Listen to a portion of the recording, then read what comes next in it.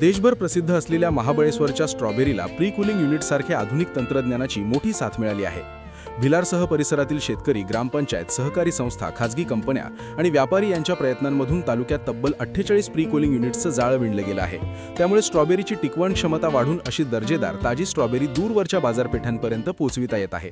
त्यातूनच या स्ट्रॉबेरीनं देशातील विविध शहरांच्या बाजारपेठा काबीज केल्या आहेत। सातारा जिल्ह्यातील महाबळेश्वर हे थंड हवेच्या ठिकाणाबरोबरच स्ट्रॉबेरीसाठीही प्रसिद्ध आहे। या स्ट्रॉबेरीचा गोरुआ सर्वांनाच भुरळ पाडत असल्याने त्यास सर्वाधिक मागणी असते।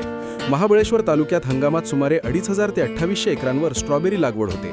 जावळी, पाटण, वाई, कोरेगाव, सातारा तालुक्यात सुमारे 1000 ते 1200 एकर त्याचं क्षेत्र आहे। पूर्वी हंगामात स्ट्रॉबेरीची तोडणी सुरू झाली की कोरुगेटेड बॉक्स व पनेटमध्ये पॅकिंग करून ती बाजारपेठेत पाठवली जाईल।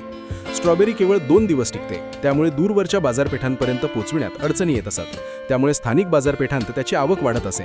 मागणी आणि पुरवठा यांचं गणित जुळत नसल्याने दर घसरून अनेकदा शेतकऱ्यांना नुकसानीला सामोरही जावे लागत। शेतकऱ्यांची काढणी पश्चात समस्या दूर करण्यासाठी 2012 मध्ये भिलार येथील ग्रामपंचायतीनं पुढाकार घेऊन तालुक्यातील पहिले प्री कूलिंग युनिट सुरू केले। त्यानंतर वाई येथे 2016 मध्ये किसनराव भिलारे यांनी तालुक्यातील दुसरे युनिट सुरू केले। या यंत्रणेत तोडणीनंतर कोरुगेटेड बॉक्समध्ये पॅक केलेली स्ट्रॉबेरी प्री कूलिंग यंत्रणेत 0 ते 4 अंश सेल्सिअस तापमानापर्यंत थंड केली जाते। ही प्रक्रिया साधारणपणे 4 तास चालते। प्री कूलिंग युनिटमध्ये बॉक्समधील व फळातील उष्ण हवा बाहेर काढली जाते। फळांचा तजेलदारपणा टिकून राहतो। या तंत्रज्ञानामुळे स्ट्रॉबेरी 3-4 दिवसांपर्यंत टिकू लागली। त्यामुळे देशातील प्रमुख शहरांमध्ये ती पाठवणं शक्य होऊ लागले। तालुक्यातील 2 युनिट्सच्या निर्मितीतून सुरू झालेला प्रवास मागील 13 ते 14 वर्षात तब्बल 48 युनिट्सवर पोहोचला आहे। भिलारसह परिसरात शेतकरी, खाजगी कंपन्या आणि व्यापाऱ्यांनी एकत्र येत हे जाळं उभे केले आहे। सध्या महाबळेश्वर तालुक्यातील एकूण हंगामातील 50% स्ट्रॉबेरीवर प्रक्रिया होते।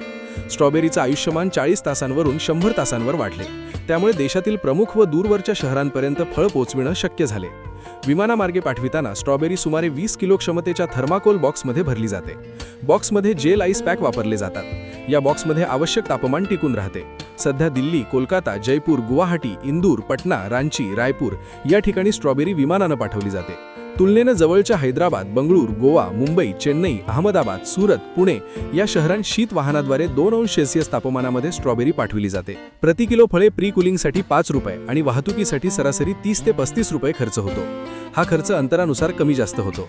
खर्च वाढला असला तरी फळाचा टिकाऊपणा 60 तासांनी वाढल्याने अधिक बाजारपेठा मिळवणं शक्य झाले। त्यातून दर्जेदार ताजी स्ट्रॉबेरी व तीही सुरक्षितपणे ग्राहकांपर्यंत पोहोचत असल्यानं दरही चांगला मिळत आहे। हंगाम सुरू झाला की एकाच वेळी स्ट्रॉबेरी बाजारात उपलब्ध होत असते। यामुळे दर घसरण्याचा धोका निर्माण होत होता।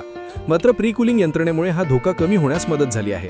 तालुक्यातील भिलाल, दानवली, कासवण, खिंगर, आमरळ, बोंडारवाडी, गुरेघर, भोसे, अवकाळी आदी गावांत सरासरी 1 टन क्षमतेची प्री कूलिंग युनिट्स आहेत। प्रति हंगामात सरासरी 40,000 टन स्ट्रॉबेरीचं उत्पादन होते। पैकी प्रक्रियेला 5,000 टन, ताजी 17,000 टन स्थानिक आणि अन्य मार्केटला जाते। तर सुमारे 17,000 टन स्ट्रॉबेरी प्री कूलिंग करून राज्यासह देशभरात पाठविली जात आहे। यामुळे निम्म्या स्ट्रॉबेरीचं आयुष्यमान वाढून स्थानिक बाजाराचं अवलंबित्व कमी करण्यात यश आले आहे। यामुळे या बाजारात आवक नियंत्रणात राहून चांगला दर मिळवणं शक्य होत आहे। स्ट्रॉबेरीज डिसेंबरमध्ये सरासरी प्रति किलो 450 ते 500, जानेवारीत 200 ते 300, फेब्रुवारीत 100 ते 200, तर मार्चमध्ये 80 ते 125 रुपये सरासरी दर मिळाले आहेत।